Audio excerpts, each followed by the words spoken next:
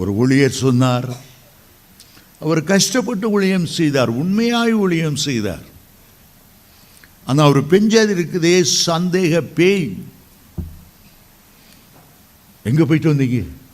ஏன் இவ்வளோ நேரமாச்சு? எவ கூட பேசிக்கிட்டு இருந்தீங்க? ஆஃபீஸில் உங்கள் பக்கத்தில் இருந்தது யார்? அவருக்கு ஏதாவது லெட்ரு வந்தால் உடைச்சி, யார் இந்த பொண்ணு, எவ்வளோ நாளாக பழக்கம்?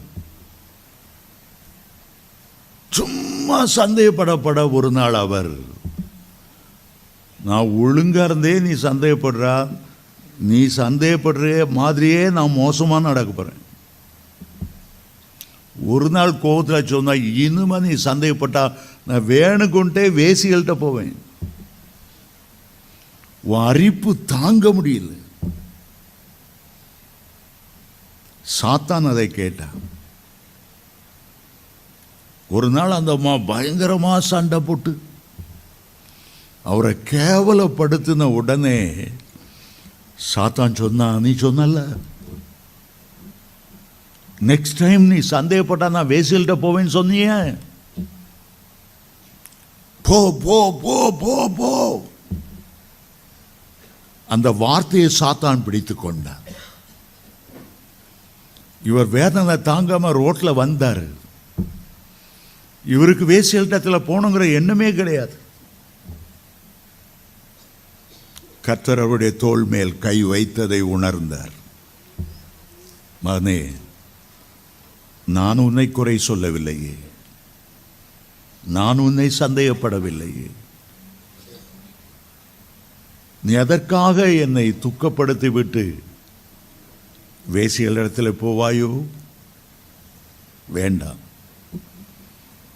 நான் தான் உன்னை ஊழியத்துக்கு அழைத்தேன்.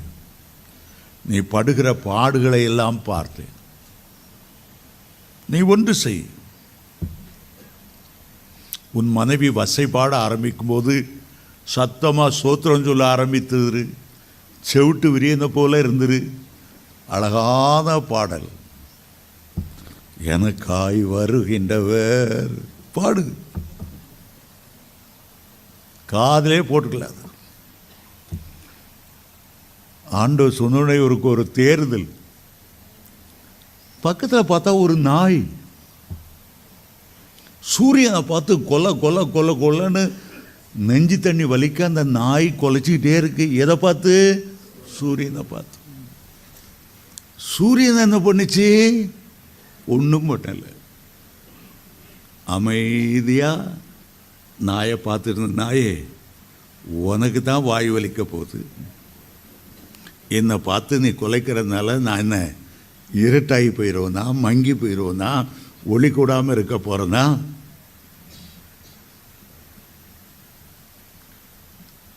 நீ எவ்வளோ குலைச்சாலும் அது என்னை பாதிக்காது.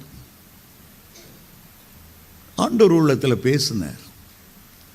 உன்னை பற்றி 1000 பேர் பொறாமையான வார்த்தைகள் சொல்லலாம், எரிச்சல் மூட்டுகிற காரியம் சொல்லலாம்.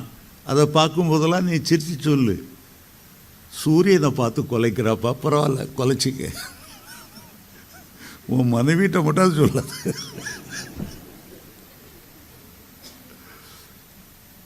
சில வேளைகளில் உங்களை தூண்டி விடக்கூடிய வார்த்தைகளை மற்றவர்கள் பேசுகிறனால நீங்கள் ஒன்று பேசினா நான் 10 பேசுவேன், நான் வலிய சண்டைக்கு போக மாட்டேன், வந்த சண்டை விட மாட்டேன், இப்படியெல்லாம் டயலாக் பேசிகிட்டு இருந்தா சாத்தவனை கொண்டே போயிடுவான். சமீபத்தில் நடந்த ஒரு காரியத்தை சொல்லுகிறேன். நல்ல ஊழியம் செய்கிற ஒரு வாலிப பையன், கல்யாணம் ஆயிருந்தது, பிள்ளை பெறல. ஆனால் மனைவி என்னன்னா சின்ன காரியத்தையும் கோச்சிட்டு தாய் விட்டு போயிடுவார். ஒரு தடவை சொன்னார், அடுத்த தடவை நீ கோச்சிட்டு உங்கள் அம்மா வீட்டுக்கு போனீன்னா நான் தற்கொலை பண்ணிக்குவேன்ட்டு. கர்த்தரும் கேட்டா, சாத்தானும் கேட்டான். சின்ன சண்டை தான், காரணமில்லாத சண்டை. இவர் இப்படி தான் சொல்லுவார், இவர் எங்கே தற்கொலை பண்ண போகிறார்? தாய் வீட்டுக்கு போனாலோ இல்லையோ இவர் ஃபேனில் தூக்கு போட்டு செஞ்சுட்டார். நல்ல ஒரு யங் ஊழியக்காரர், டாக்டர் கிளிஃபர்ட் குமாரோட ஊழியம் செய்ய போகிறவர், நமக்கு ரொம்ப நெருக்கமானவர். அந்த மரணத்தை கேட்கும்போது மகுந்த வேதனையாக இருந்தது.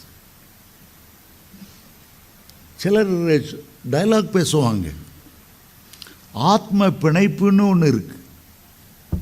கணவனும் மனைவிக்கிடையே ஒரு பிழைப்பு இருக்கிறது. பாய் ஃப்ரெண்டுக்கும் கேர்ள் ஃப்ரெண்டுக்கும் அந்த நேரத்தில் உணர்ச்சி வசப்பட்டு சில காரியம் பேசுவாங்க. நீ இல்லாமல் எனக்கு வாழவே முடியாது, உங்களுக்கு முன்னால் நான் செத்துறணும், நான் பூவும் போட்டு இருக்கும்போதே போயிடணும். வாயினால் பல தோல்வியான வார்த்தைகளை பேசுவார், எதிர்மறை வார்த்தைகளை பேசுவாங்க. அன்பு ரொம்ப ஹையா போயிடும்போது என்ன பேசுகிறோன்னே தெரியாமல் பேசிடுவாங்க. ஆனால் அதில் ஒரு சாபம் இருக்கிறது.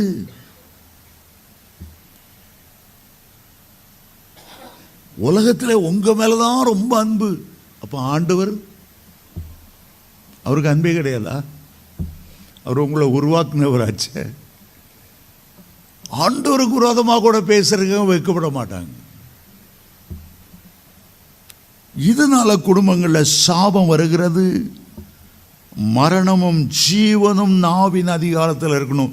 நீங்கள் ஜீவனை பேசணும், நீங்கள் ஆசீர்வாதத்தை பேசணும். உங்களுடைய வாயிலிருந்து தோல்வியான வார்த்தைகள் வரக்கூடாது. உங்களுடைய பிள்ளைகளை நீ உருப்பட மாட்டாயே, கழுத புத்தி கெட்டவனை சொல்லாதுங்க.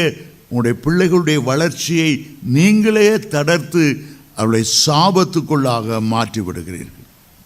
நல்லதா பேசுங்க.